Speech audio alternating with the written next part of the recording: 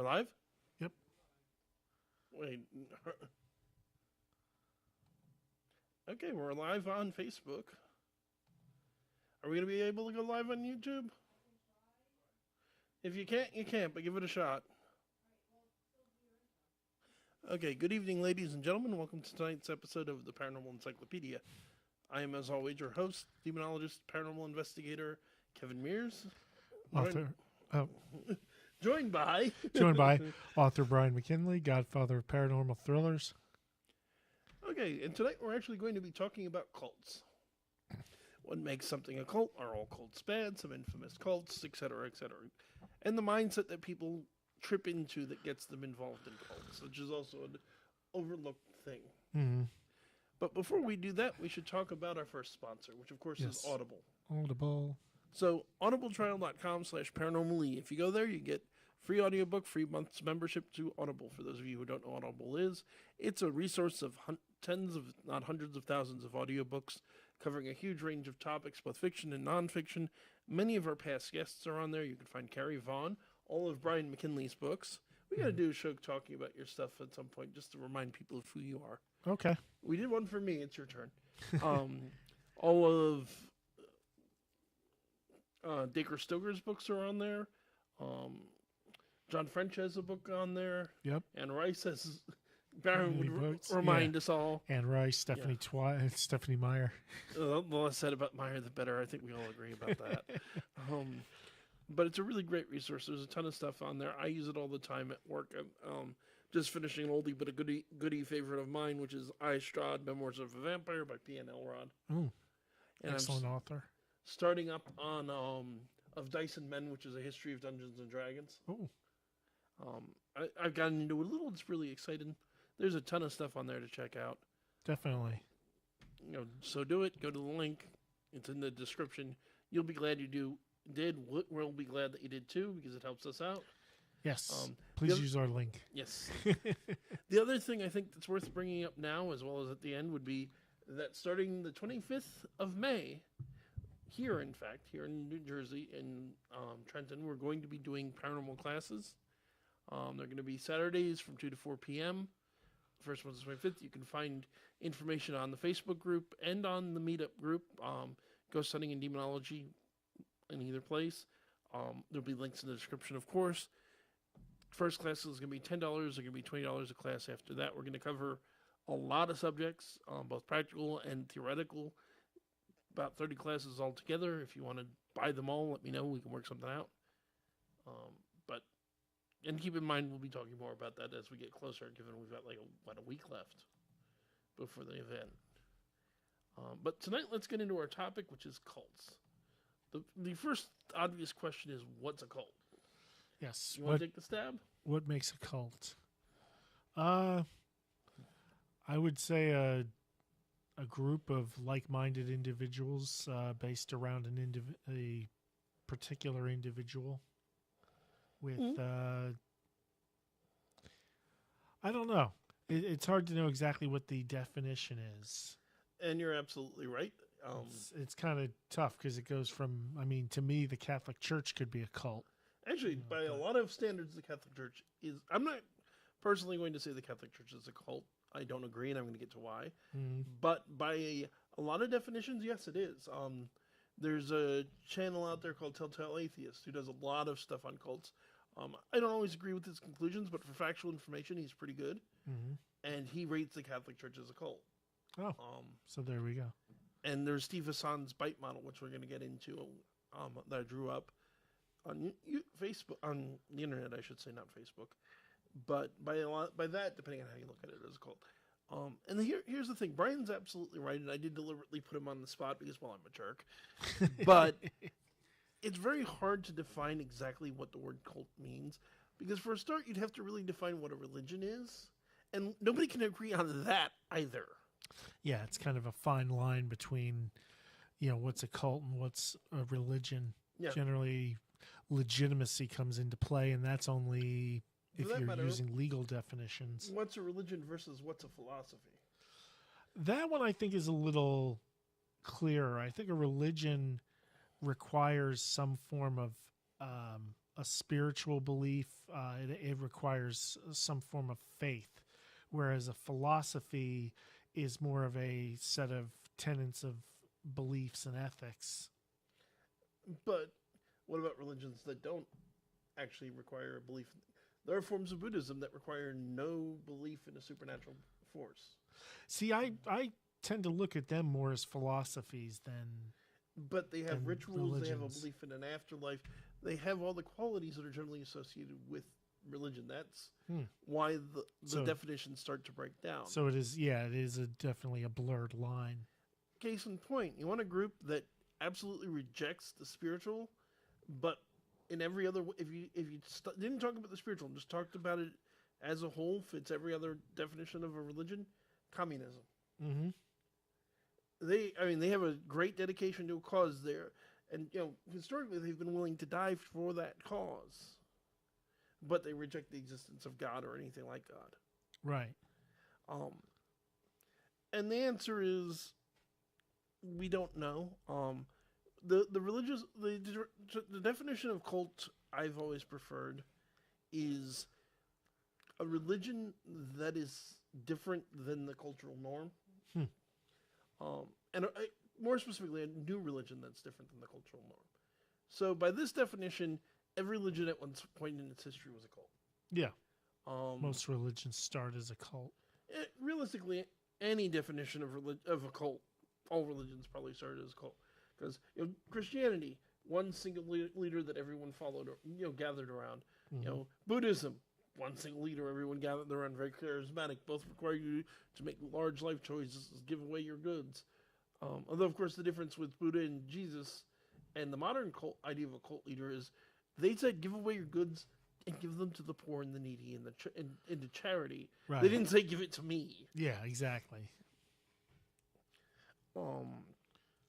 And that's another thing. The word cult nowadays has a very specific negative connotation, which you can trace back to Jonestown, and the David Koresh and the Branch Davidians, on Shinrinko, Heaven's Gate. Yeah, Heaven's Gate, and all these other mass tragedies that have happened.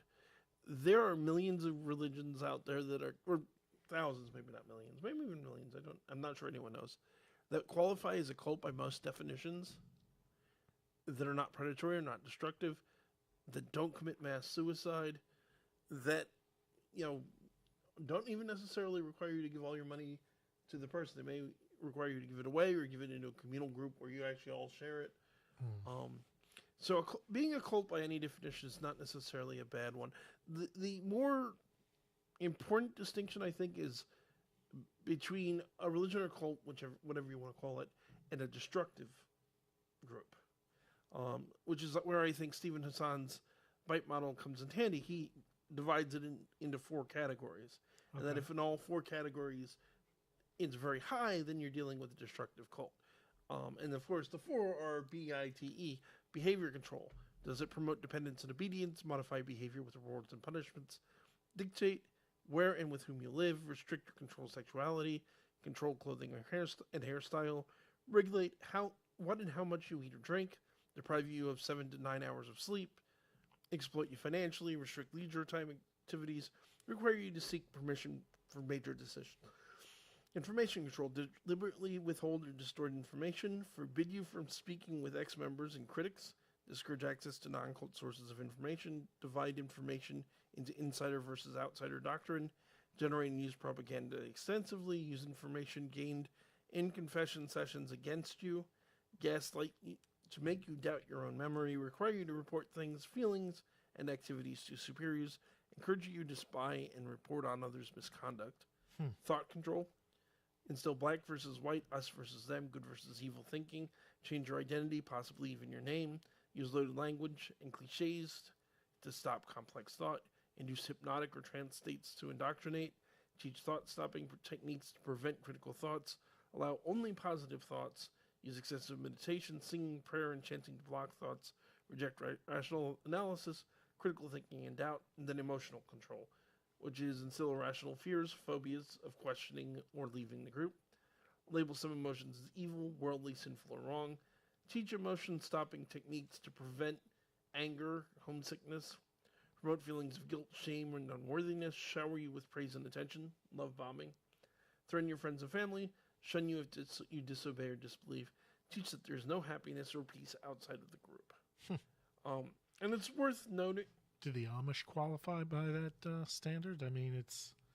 Yeah, they fit a lot of them. Yeah, I mean, I was just thinking of that and various other groups. And I think a key thing with how Hassan pointed out is,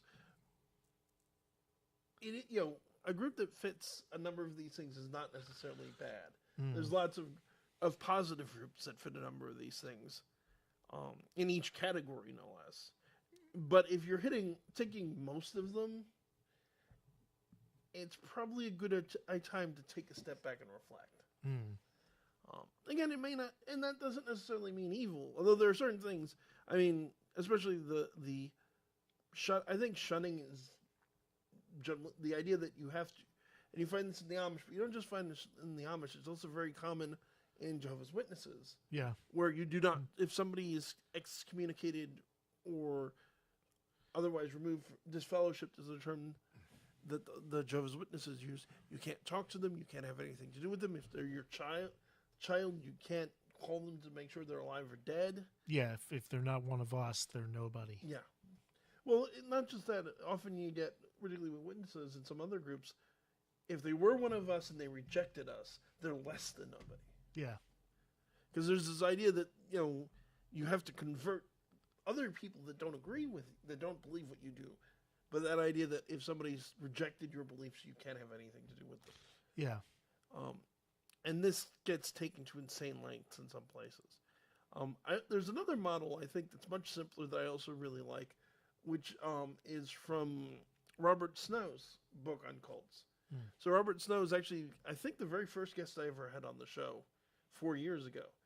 And I had mostly had him on because he had this fascinating experience involving past life. I actually want to reach out and see if we can get him on again because he was that good.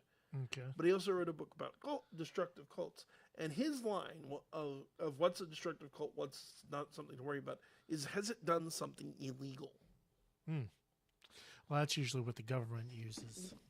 Well, the cults in and of themselves aren't illegal. They can't make it illegal to be a member of a cult or even to start a cult because that would be a giant violation of the First Amendment. Right. But is it a problem? Does kind of come down to, well, look at what it does.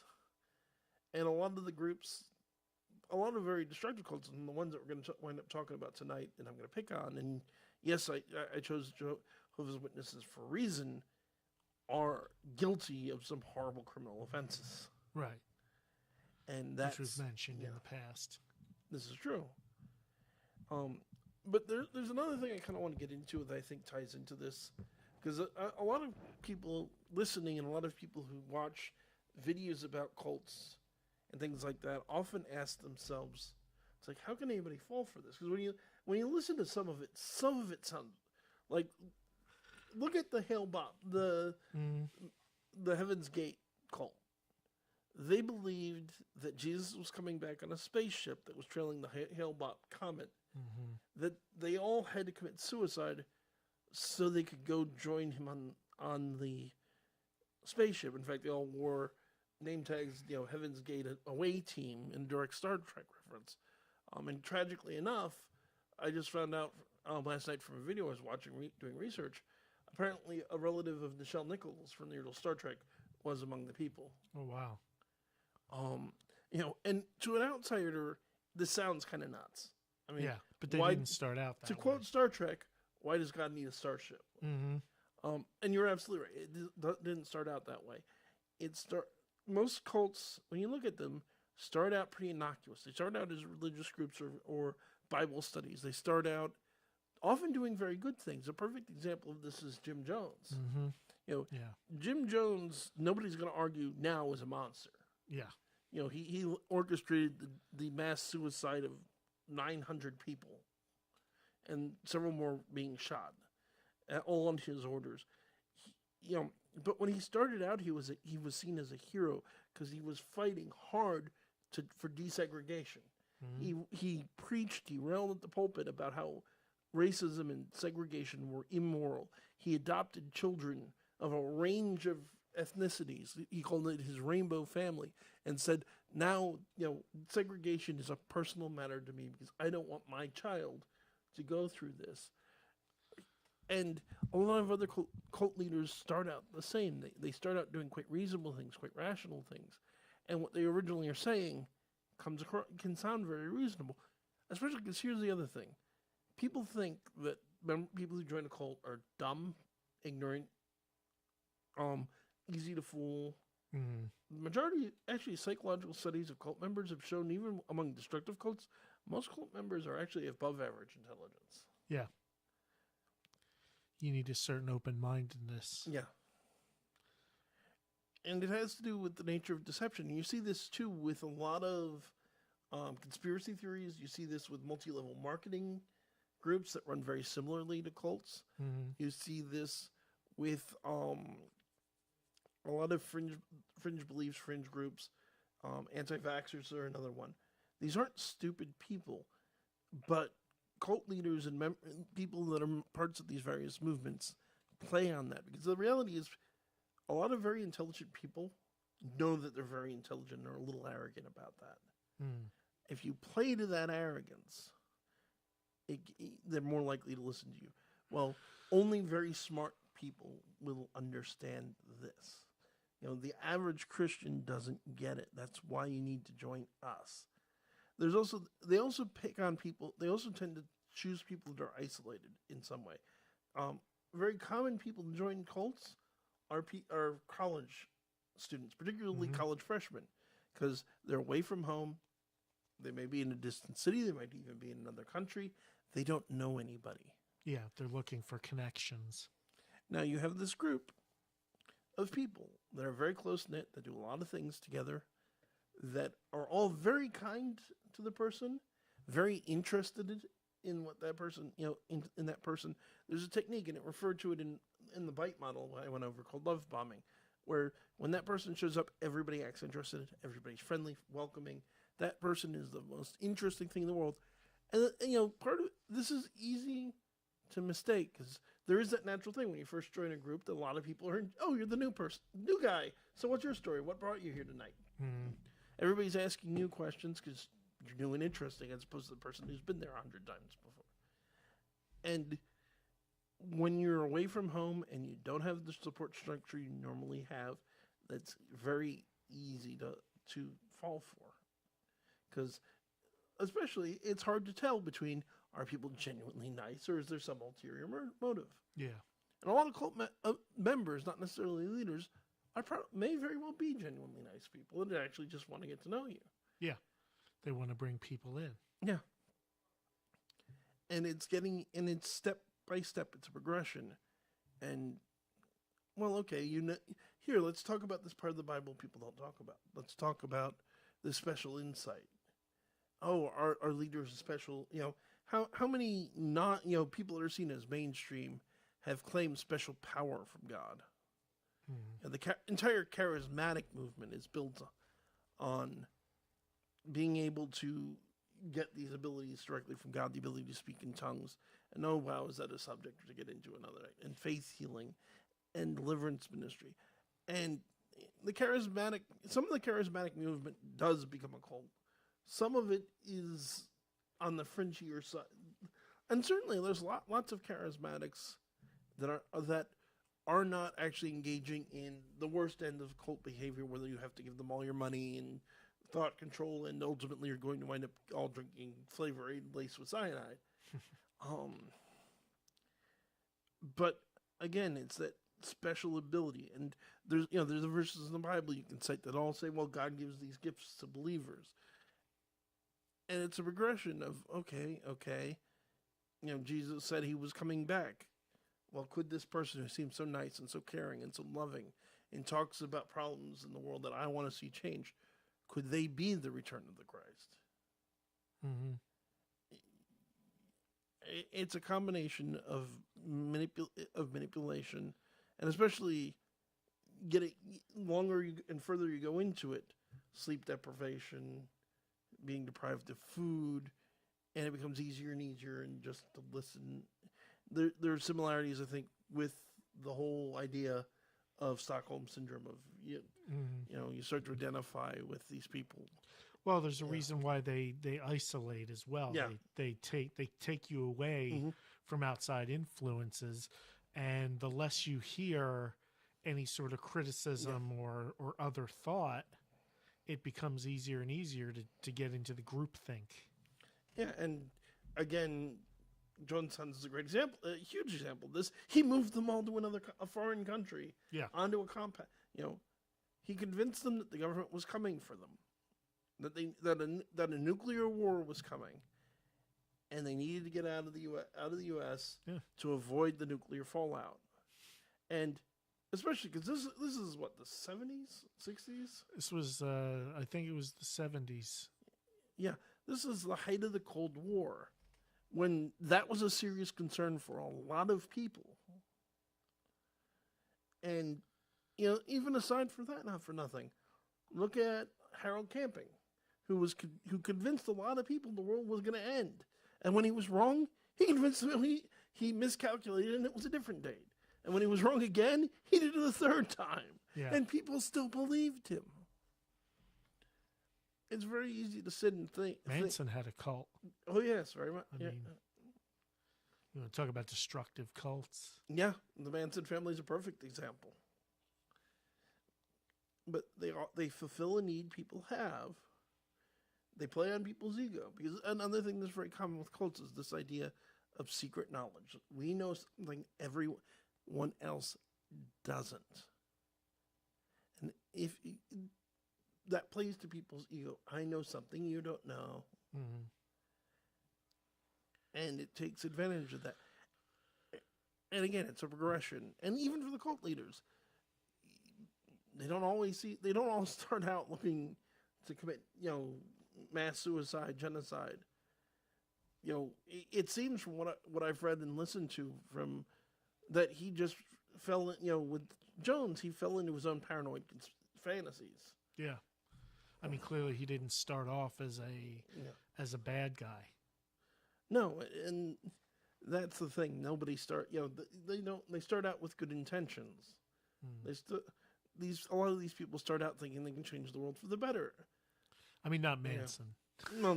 Manson was a psychopath. In his mind, he wasn't the bad guy. Oh no, he was never the bad guy, but he was a psychopath. He was a manipulator. Yeah. He didn't care as long as he got what he wanted. It was all about him. And he was convinced there was a conspiracy against him, just like Jones, just like a lot of the other ones. You know, conspiracy theories directly relate to cults. There's a very similar mindset, and it's not hard. Probably we're getting up on the half-hour mark. We probably almost about time to get into some more specific examples. Okay. We've talked a lot about Jonestown, which is good. It's the biggest loss of American life, civilian life specifically, because obviously they were in the military prior to 9/11.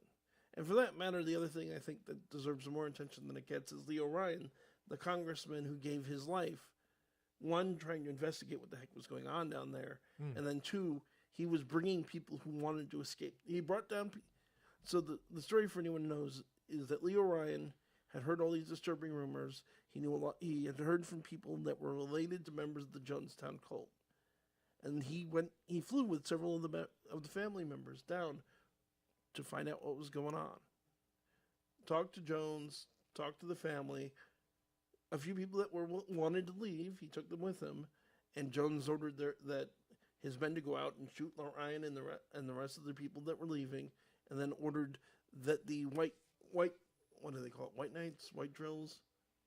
But basically, for months beforehand, he had people preparing that they'd get out of bed in the middle of the night. There'd be sirens going off, and they'd all have to drink the cyanide-laced Flavor Aid. Or the Kool-Aid. Everybody thinks of it as Kool-Aid. It wasn't actually Kool-Aid. It was basically Flavor Aid, which is the same thing, different name. Knockoff brand. Yeah.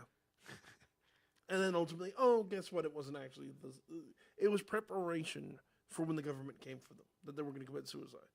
They didn't actually have cyanide in those first doses. And then finally, Ryan does it. He sends his men to kill him. And then he gives the order to drink to actually drink the cyanide. and that's when hundreds of people together committed suicide, all on this man's say-so. And Ryan, I think, deserves more credit as the fact he was a hero. He risked his life and ultimately gave his life trying to help people. Who says all politicians are bad? No, every now and then there's a good one. There's a true person that gets elected that actually wants to do some good. Granted, I know nothing of Ryan other than that. I don't know his positions. I don't know. Yeah, but he did at least one very good, very noble thing. And then of course Heaven's Gate's another well-known example we've been talking about. Rinko is an interesting one that people these days I don't think talk about as often. Yeah, I'm not as familiar with it.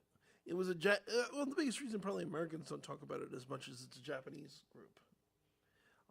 It was a doomsday cult led by a man who claimed not only to be the return of Jesus Christ, but he claimed to be the return of Buddha. As he was a reincarnation of Buddha and Jesus Christ. It was a 2-for-1 deal.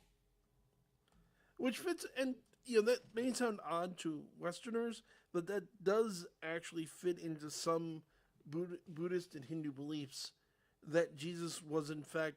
So there's a Hindu deity called Krishna, who comes to Earth in many avatars, or excuse me, Vishnu is the deity. The most famous of his avatars is Krishna. There are a number of Hindus that believe that eventually Vishnu incarnated as Jesus and then he incarnated as Buddha. So it's not a unique thing to this group. Is this where the Hare Krishna come from? That whole... Because I've always wondered about that. It's a particular deity, this particular deity known as Krishna, who's very important in Buddhism. The most famous, though it's by no means the only holy text in Hinduism, is the Bhagavad Gita, which is about Krishna. And there's a whole other thing with people that think that Krishna was the basis for Christ, which is extremely incorrect. But you have these ideas. But yeah, Ashara is the guy's name. I'm trying to find his full name.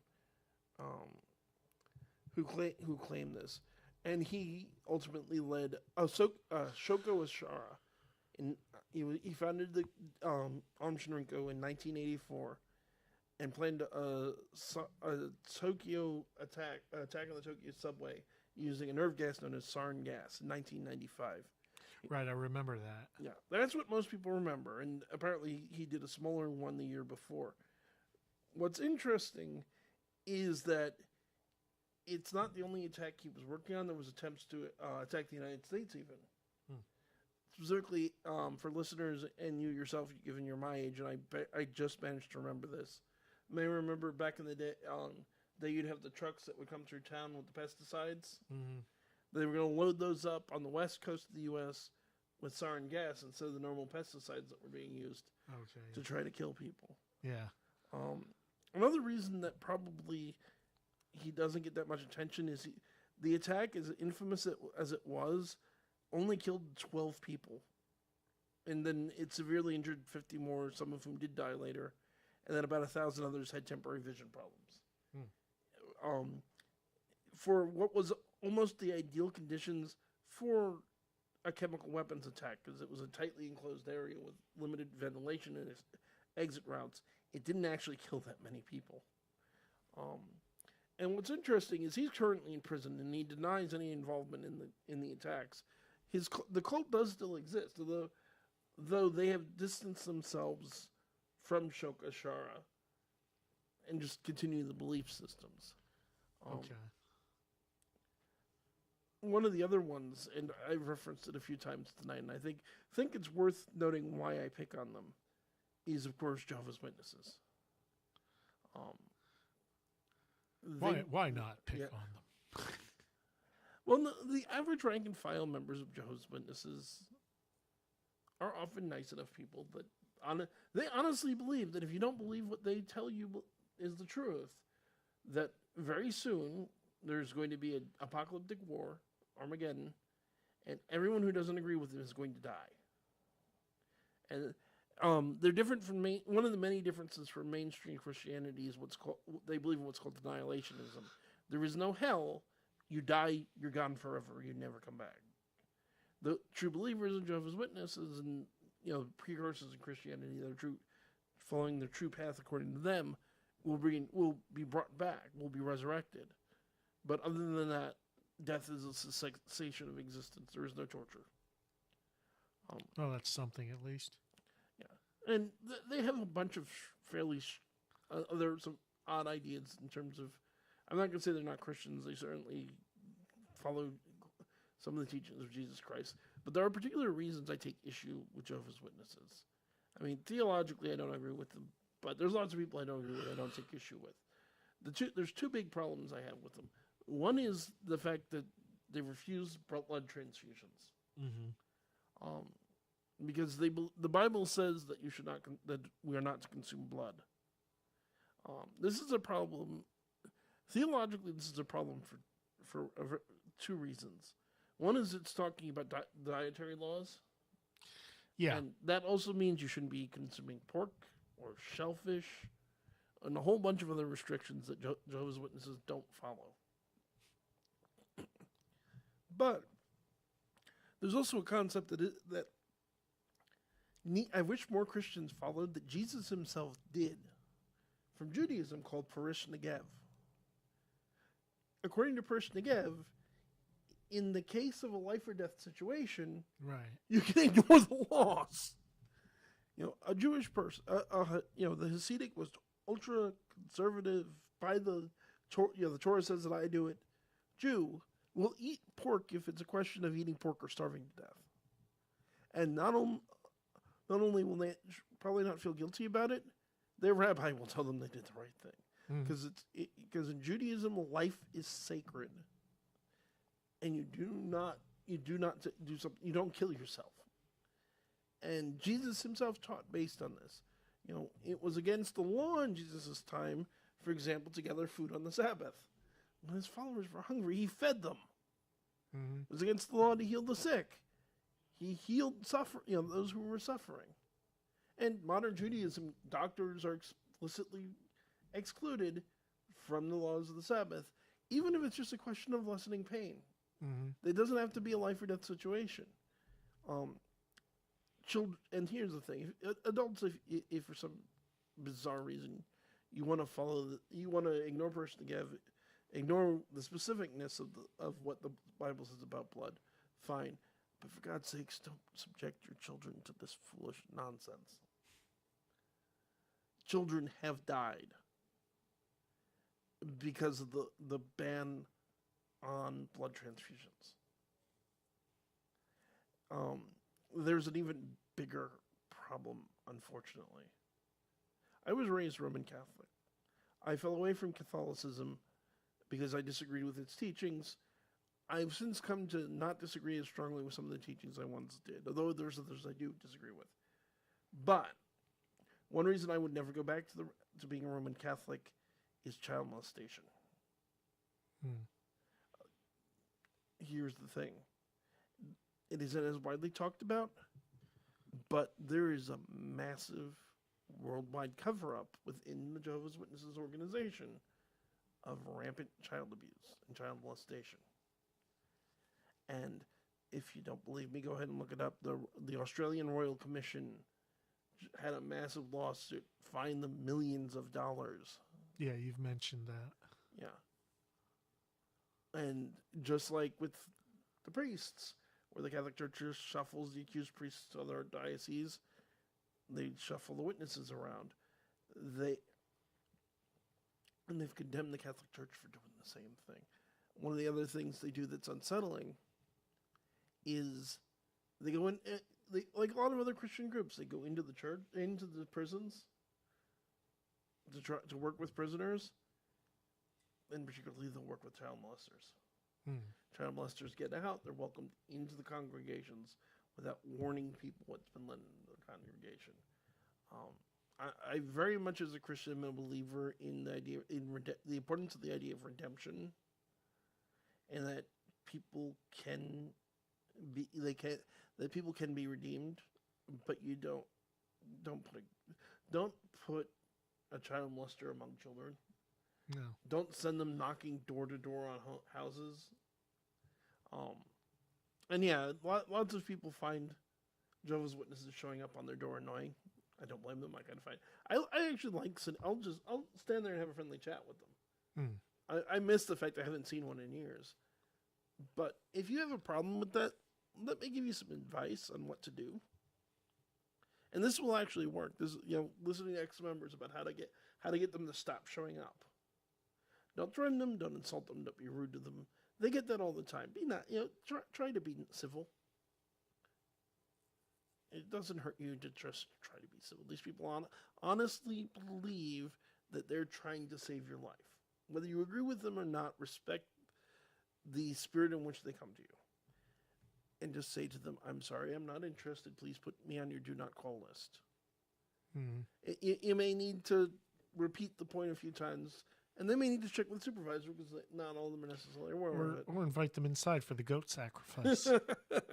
Well, that's another route. Just say, no, but would you like to join me for, we're sacrificing the goat downstairs. But they do keep a list of people that don't want to be bothered.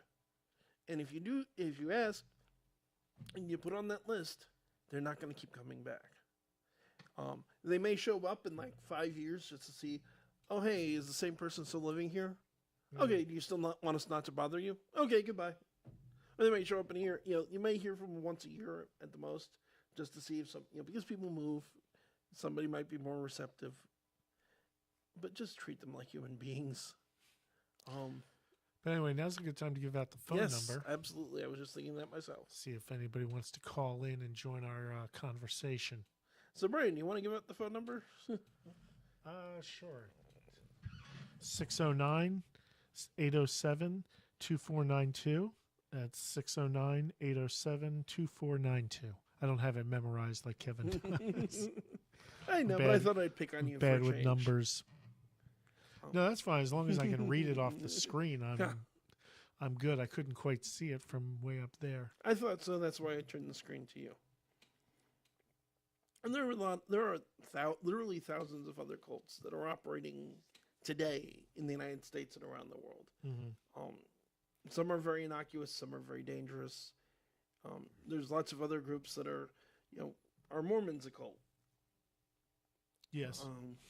I would generally agree. Yes, they're and they have their own. They have scandals. the status of a religion, but there's still. I still see very cult-like. Is the church or Satanists a cult? And the answer is depends on which type of Satanist. Yeah. But and all these other groups, and again, many members of cults are not dangerous. Most of them are not dangerous. But, and for that matter, there's Seventh-day Adventists. They're not considered a cult anymore. When they started, they were. And they were convinced, in the 19th century, which I believe is when the 18th, 19th is when they started, they were convinced the end was nigh. And were gathering together to wait for the appointed day. Still waiting. And it's become more mainstream now. So you can certainly have something that is a cult that becomes a religion, something that is religion. I can't think of any examples off the top of my head, but it's probably there's probably examples of mainstream religion, of things that were once fairly mainstream. Actually, I can think of an example. With all due respect to my many neo-pagan friends, paganism arguably has made the transition the other way, because it was once. And again, no disrespect to paganism, the majority of pagan groups do not fit the bite model or any other definition of a dangerous cult. But they have gone from being a very widespread religion to a much more insular, less publicly known. You don't wander around and see a lot of temples to pagan deities that are in active use anymore. That's true. And you have all the various New Age cults too, not just good heavens, Christian ones. Things like the Order of the Golden Dawn and the Solar Temple. Yeah, which is another one of the mass suicide cults that isn't talked about a whole lot. Particularly, I think again because the Solar Temple was less common in the United States and more prominent in Europe. But it was it was an 80s, 90s suicide situation. And again, this idea of secret knowledge, things they knew that other people didn't know. And yeah, in '94, you had an infant child who was killed by the group in the group center in Quebec. You had all these incidents, and this was '90s. People don't talk about it anymore, but it did happen, and it wasn't. It had Christian elements, but it wasn't. It was further. I believe it was further off mainstream Christianity than even, say, Mormons or Jehovah's Witnesses. Right.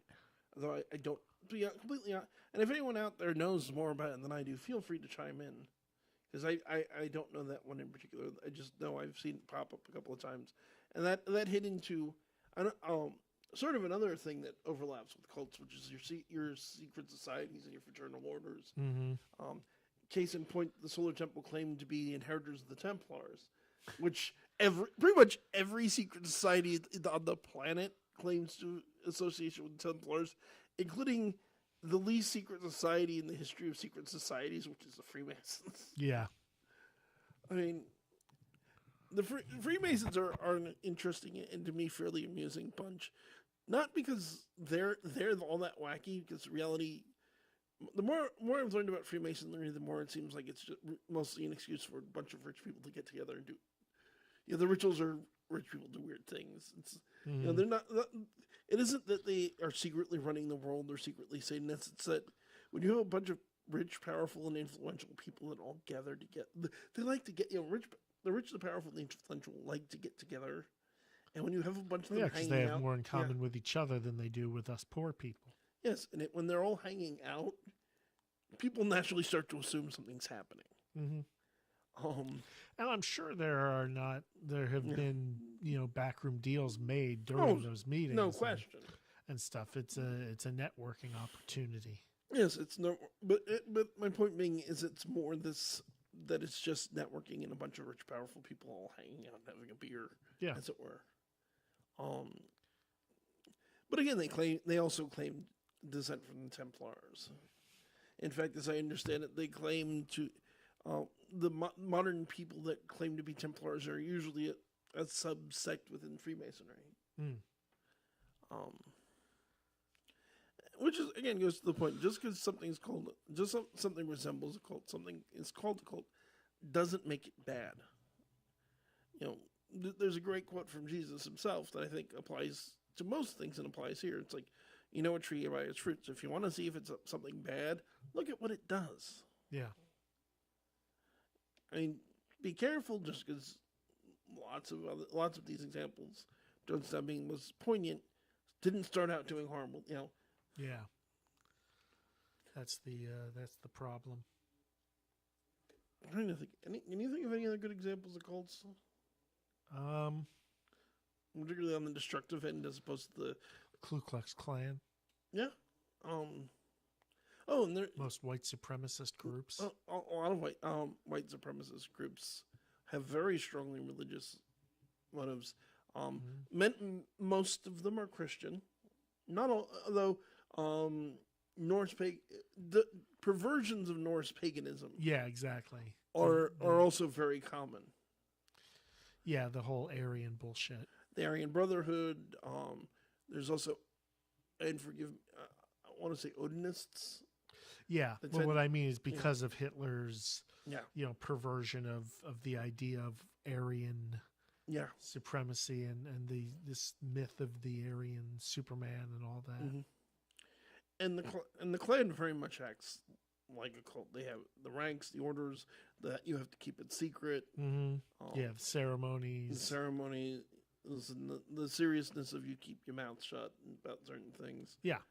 And for the most part, they're also, I mean, they ought to just be classified as a criminal organization and treated like the mafia rather than treated like some kind of social club. I don't disagree with you. And there's ordinary courtesy or extraordinary. There's a movie on Netflix I recommend people check out about a black man who hangs out with Klan members. Oh, the Black Klansman. No, is that there was a movie recently. That's not the one I'm thinking of. That's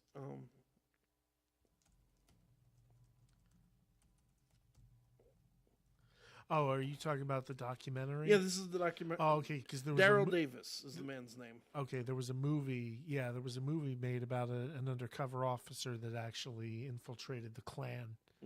Yeah, Dixon's interesting because he's very public, and he's a black guy who hangs out with the Klan and has gotten hundreds of them to give up their robes just by being a decent human being, which is great. Surprised he's still alive, honestly. Well, that's how he's approached them. He just, the story, and you can see the documentary on Netflix. The way that he first got started with it was he's a musician, and he played blues and jazz, but it was a time period when nobody wanted to listen to blues and jazz, but country music uses similar themes. Mm-hmm. So he was playing country music in country bars, and he goes to a country bar and he's playing, and it's a break between sets, and this guy comes up to him and is like, "Hey, can I buy you play really well? Can I buy you a beer?" Like, "Yeah, sure," and sits down and makes a comment. You're the only black person I've ever seen who could play as good as Jerry Lee Lewis. And like, yeah, Jerry Lee Lewis is a friend of mine. And then the other guy that he shared, the two of them were sharing a beer with Dixon, and it's like, I never thought this would be happen. I'd be sharing a drink with a black man, and they're both members of the KKK. And like, okay, and he just sat and had a conversation with them. And the thing that he discovered is a lot of the KKK members are deep south, and many of the ones he met didn't know any black people. All they knew was the stereotypes and the bullshit propaganda the Klan told them. Yeah. Actually meeting one and finding out he wasn't a violent drug-dealing thug changed their... And he never asks them to give up being members of the Klan. He just talks to them, and many of them can't do it anymore. And they give up their robe. He collects their robes. He wants to start a museum of them. Nice. But I would absolutely agree that the Klan's a cult. Another good example that we haven't touched on yet... and is also a cult.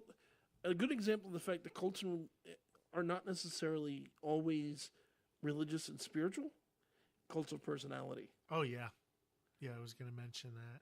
The most obvious example, of course, being North Korea, and Kim Jong-un and his father, and the great and Nazi Germany, although it had religious elements, and the worship of Hitler. Oh, yeah. Chairman Mao. Mao. And these people that are elevated to almost godlike status, sometimes without actual belief that their gods are messianic in any way, sometimes with it. Certainly Himmler's right, said that, treated Hitler like a god. Yeah. But, again, it doesn't have to be religious. Korea, or for that matter, Chairman Mao, Communist China isn't particularly religious about how they do it. No, they're very everything. Not. But the veneration they give to him strongly resembles a religious movement. Which is why it also gets into another example of why what is a religion, what isn't. It's a blurry line. Yeah. Really, it comes down to a lot of times just state recognition. Yeah. Does the state recognize you as something legitimate, in which case you get to call yourself a religion, versus it doesn't. If you're not, you're a cult. Which, and again, that also, the thing I like about that, as much as there's as many problems as there's many, is it doesn't put a necessarily negative connotation on being in a cult. It's like the state doesn't recognize what you do. It doesn't mean you're evil. It just may mean you're a group of 20 people that get together every week to worship the flying spaghetti monster, for example, isn't important enough for the state to take notice of you. Right. It's like, realistically, logically, and philosophically speaking, why would the state be the arbiter of what is and isn't a religion? That's where that definition falls apart. Yeah. Well, it does the same thing with marriage and various other things that it's kind of like. True. Realistically, the advice I have for people that if you think you're in a cult, take a step back, evaluate, question, There are a lot of the internet is full of resources. Um, if you're worried about a member of your family being in a cult, and this is a legitimate concern, and there are excellent channels, and I'll talk about those in a minute, that give better advice than I can because we have 10 minutes left, and they dedicate entire episodes to this. But be loving, be supportive, try to steer them towards the critical information. Try to find, ideally, and this is really useful, I think, with Jehovah's Witnesses and the bigger ones, find former members of the cult to steer them towards. People that have been where they are and know what they believe and what they've been told. Because it's easier, I think you have a stronger case with a former insider's perspective. Yeah. Well, they know the answers. They know what the leader's going to say, what the party line is. Mm-hmm. But there's there are channels, like I said, that deal with cults more than we ever could, because that's not our main point. But John Cedars has a good channel, is a very good one, out of Croatia, believe it or not. Telltale Atheist, like I said, I don't always agree with him, but he has a lot of good information about getting out of cults and how to help somebody get out of a cult and how to recognize that you're in a cult. And he has done a whole series of things with the bite model. That's where I first heard about it. And the information is available if you look for it. Although even there, you always want to be careful, because there are groups that were at one time very much trying to help people out of cults that have since gotten kind of cultish in their own sense. There's also, and again, cult, even hitting some of these things isn't always a bad thing. Case in point, another group that we haven't touched on that ticks many, many, many of these criteria and fits most definitions of a cult, Alcoholics Anonymous. Yeah, I was just thinking that. Having been there, yeah, there are people that stay away from it because they do claim that it's a cult. It is, and there's I've known people that have been helped by Alcoholics Anonymous and Narcotics Anonymous. Mm-hmm. I'm not here to say that yes, I think they do qualify as a cult, but remember what we said all the way back at the beginning and reiterated: cult is not necessarily a bad thing. It does help many, many people. I do have some serious issues with the way that courts mandate going to AA. Yeah, well, it's kind of become the default. One of the reasons is because it's free. Yeah. The other stuff that's available usually isn't free. True, but here's one of the other issues, and I don't want to get too far into the whole AA thing, but it is worth saying. AA has the same success rate as pretty much every other way of quitting, which sadly is about 1%. Addicts are almost guaranteed to relapse. The reality, the problem I think is that people tend to shoehorn. It's like, you go to court, the judge will send you to AA. There are there are even other free options out there. I mean, I forget the name of it, but there is a group structured similarly to AA that's based on reason and rationality and keeps God and the higher power out of it entirely. Oh yeah, there are that I also believe is free. AA. Yeah. Well, this is a group that specifically isn't. It's not atheist AA. It's a different group, right? Because the 12 steps have a strong spiritual component. I mean, there's no getting around it. And again, I'm not trying to trash on AA. Just things to keep in mind, and do your homework. And even AA members I've met, and it's one of the things in their favor, I think, will tell you, go to a couple of groups. Don't find one that fits you. Find one where you feel comfortable, and those are good things. There are good things about it, and it does help people. And I think the problem is shoehorning. Everybody does the same thing. It's like, do the research, look into your options, and find what will work for you on that front. But it is another example of, yes, it fits a cult. No, it's not necessarily. AA members are never going to wind up going and doing a mass suicide. No, it's not a destructive cult. No, not at all. But we are just about out of time at this point, so we should plug our other sponsor. Okay. So the other sponsor for the night, of course, is NordVPN. Internet security is a huge issue these days. everybody buys everything on the internet. I mean, I just at work today for lunch I ordered offline. Mm-hmm. You know, but internet security is a big issue as well because hackers are becoming more prominent. Identity thieves are more prominent. People are constantly trying to get your personal information. Heck, I just got a message through one of the various groups I'm a member of that claim to be the head honcho people, the people that ran it, saying that my credit card had been identified as fraudulent. Oh yeah. You know, it's a common scam.